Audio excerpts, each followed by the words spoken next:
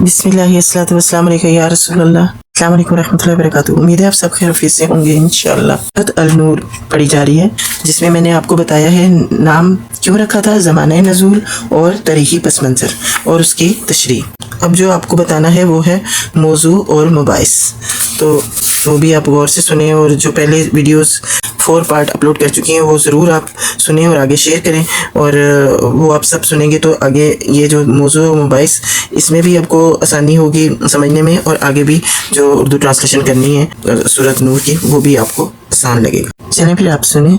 औज़ु बिल्लाहि मिनश शैतानिर रजीम, बिस्मिल्लाहिर रहमानिर रहीम। मौजू और मुबाइस, ये थे वो हालात जिनमें पहले हमले के मौके पर सूरह अहज़ाब के आखिरी 6 रुकू नाज़िल हुए और दूसरे हमले के मौके पर ये सूरह नूर उतरी। इस पस मंज़र को निगाह में रखकर इन दोनों सूरतों का तरतीबवार मुताला किया जाए तो वो हिकमत अच्छी तरह समझ में आ जाती है, और जो इनके अहकाम में मुज़म्मर है, मुनाफिकीन मुसलमानों को उस मैदान में शिकस्त देना चाहते थे जो इनके तफवूक का असल मैदान था। अल्लाह ताला ने बजाय इनके कि वो उनके इखलाकी हमलों पर एक गज़बनाक तकरीर फरमाता या मुसलमानों को जवाबी हमले करने पर उकसाता, तमाम तर तवज्जो मुसलमानों को ये तालीम देने पर सर्फ फरमाई कि तुम्हारे इखलाकी महाज में जहाँ जहाँ रुखने मौजूद हैं उनको भरो और इस महाज को और ज़्यादा मजबूत कर लो। अभी आप देख चुके हैं कि निकाह ज़ैनब मौके पर मुनाफिकीन और कफ़ार ने क्या तूफ़ान उठाया था। अब ज़रा सूरह अहज़ाब निकाल कर पढ़ें, वहाँ आप देखेंगे कि ठीक उसी तूफ़ान का ज़माना था जबकि माशरती इस्लाह के मुतल्लिक़ हस्बे ज़ैल हदायत दी गई। पहला, अज़वाजी मुहतरात रज़ियल्लाहु अन्हा को हुक्म दिया गया कि अपने घरों में वक़ार के साथ बैठो, बनाओ सिंगार करके बाहर ना निकलो, और गैर मर्दों से गुफ्तगू करने का इत्तफ़ाक़ हो तो दबी ज़बान से बात ना करो कि कोई शख्स बेजा तवक्कात कायम कर ले। आयात 32-33। दूसरा, हुज़ूर सल्लल्लाहु अलैहि वसल्लम के घरों में गैर मर्दों के बिला इजाज़त दाखिल हो जाने को रोक दिया गया है और हदायत की गई कि अज़वाजे मुत्तहरात रज़ियल्लाहु अन्हा से कोई चीज़ मांगनी हो तो पर्दे के पीछे से मांगो। आयत 53।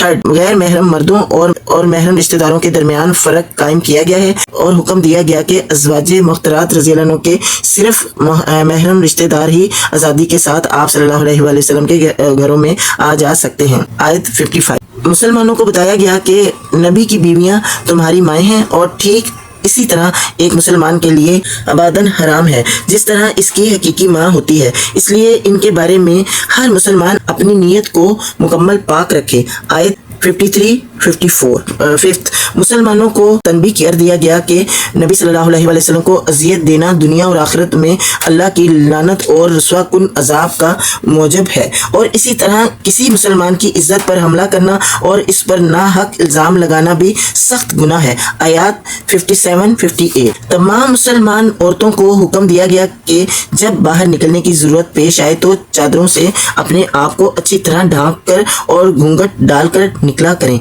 आयत 59।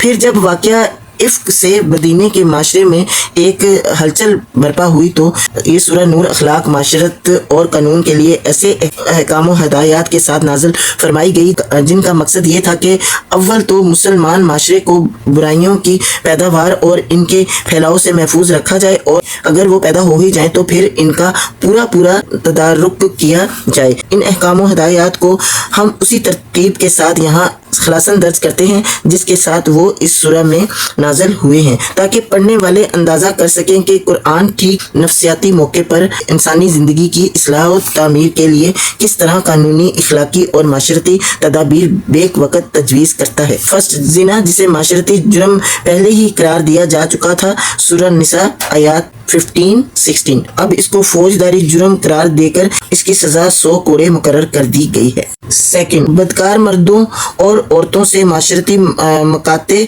का हुक्म दिया गया और उनके साथ रिश्ता जोड़ने से अहले ईमान को मना कर दिया गया। थर्ड, जो शख्स दूसरे पर जना का इल्ज़ाम लगाए और फिर सबूत में 4 गवाह ना पेश कर सके, इसके लिए 80 कोड़ों की सज़ा मुकर्रर की गई। 4, शोहर अगर बीवी पर तोहमत लगाए तो इसके लिए लियान का कायदा मुकर्रर किया गया।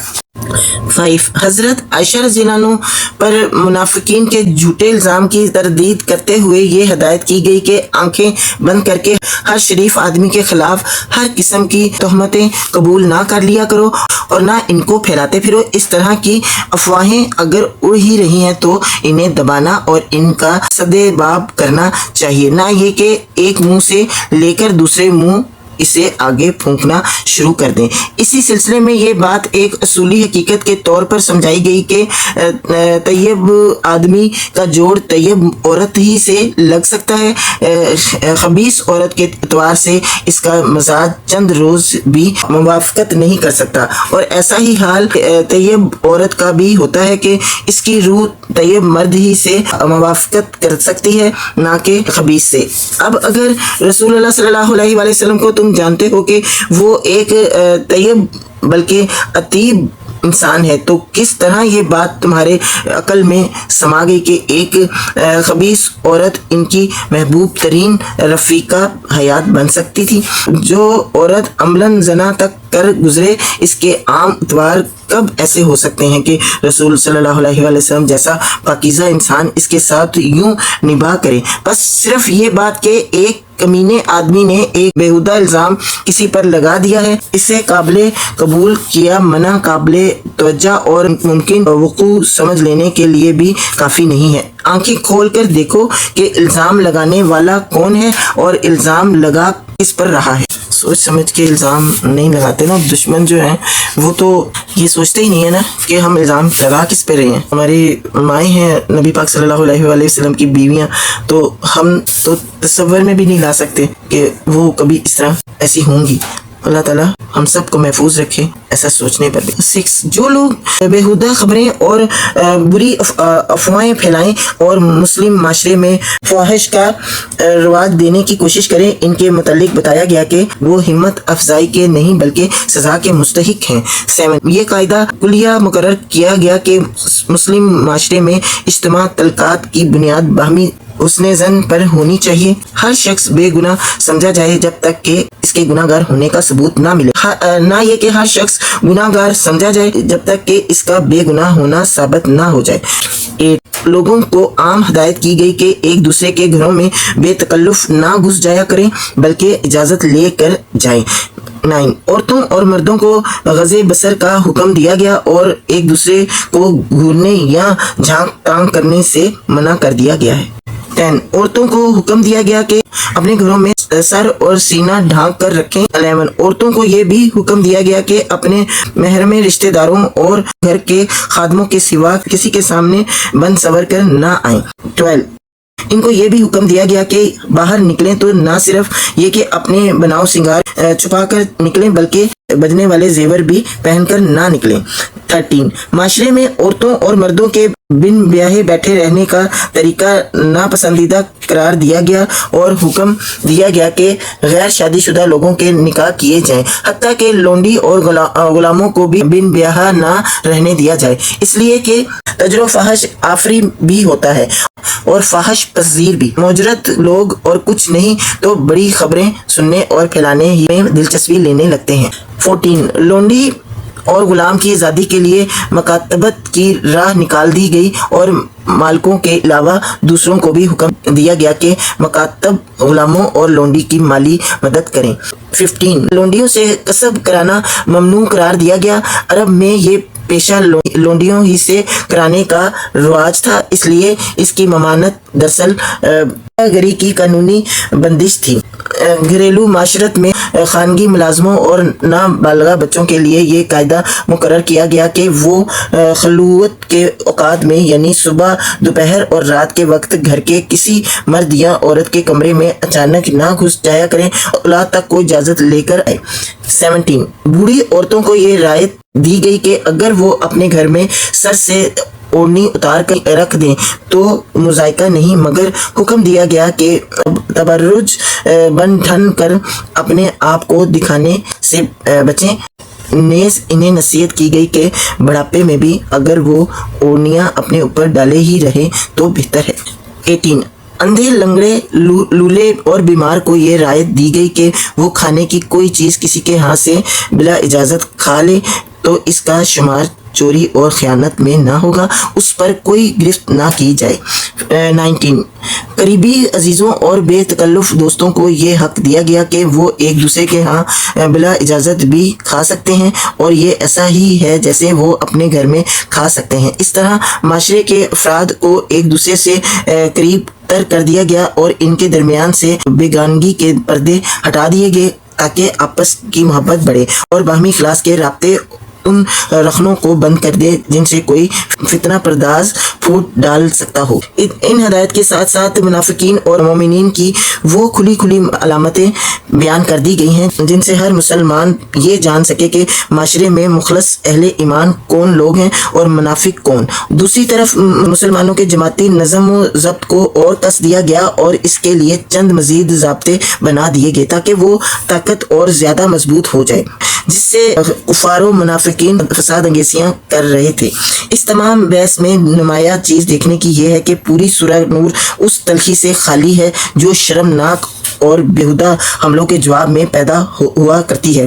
ایک طرف ان حالات کو دیکھیے جن میں یہ صورت نازل ہوئی ہے اور دوسری طرف صورت کے مضامین اور انداز کلام کو دیکھیے، اس قدر اشتعال انگیزی صورتحال ہے۔ کیسے ٹھنڈے طریقے سے قانون سازی کی جا رہی ہے، مصلحانہ احکام دیے جا رہے ہیں، حکیمانہ ہدایت دی جا رہی ہے اور تعلیم و نصیحت کا حق ادا کیا جا رہا ہے۔ اس سے صرف یہی سبق نہیں ملتا کہ ہم کو فتنوں کے مقابلے میں سخت سے سخت اشتعال کے موقع پر بھی کس طرح علی ظرف اور حکمت سے کام لینا چاہیے، بلکہ اس سے اس امر کا ثبوت بھی ملتا ہے کہ یہ کلام محمد صلی اللہ علیہ وآلہ وسلم کا اپنا تصنیف کردہ نہیں ہے، کسی ایسی ہستی ہی کا نازل کیا ہوا ہے جو بہت بلند مقام سے انسانی حالات اور معاملات کا مشاہدہ کر رہی ہے اور اپنی ذات میں ان حالات و معاملات سے غیر متاثر رہ کر خالص ہدایت و رہنمائی کا منصب ادا کر رہی ہے۔ اگر یہ حضرت صلی اللہ علیہ وآلہ وسلم کا اپنا کلام ہوتا تو آپ صلی اللہ علیہ وآلہ وسلم کی انتہائی بلند نظری کے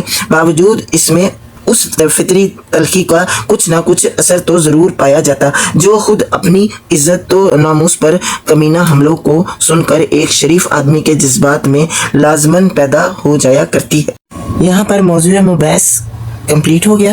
انشاءاللہ نیکسٹ ویڈیو میں سورت نور کا ترجمہ سنیں گے انشاءاللہ، اور آپ کو ایک ایک بات کی سمجھ آ جائے گی۔ جب آپ یہ سب سن کے تو ترجمہ سنیں گے تو انشاءاللہ آپ کو پوری کمپلیٹ جو ہے نا بات کی سمجھ آئے گی، اور اس پہ عمل بھی کرنا ہے اور زیادہ سے زیادہ شیئر کریں تاکہ لوگوں کو پتہ چلے پردے کے حکم کا، اور بتان کیوں نہیں لگانا چاہیے یہ پتہ چلے کہ اللہ تعالیٰ نے منع فرمایا بتان لگانے سے اور غیر محرموں کے سامنے جانے سے، اور پردے کا حکم جو بتایا، یہ ساری چیزیں آپ یہ سنیں گے تو آپ کو سمجھ آئے گا انشاءاللہ، اور سب کو شیئر کریں گے تو آپ کو بھی اس کا اجر و ثواب ملے گا۔ کوئی ایک شخص بھی اس پہ عمل کر لے گا تو اس کا ہم سب کو اجر و ثواب ملے گا انشاءاللہ۔ آمین ثم آمین یا رب العالمین۔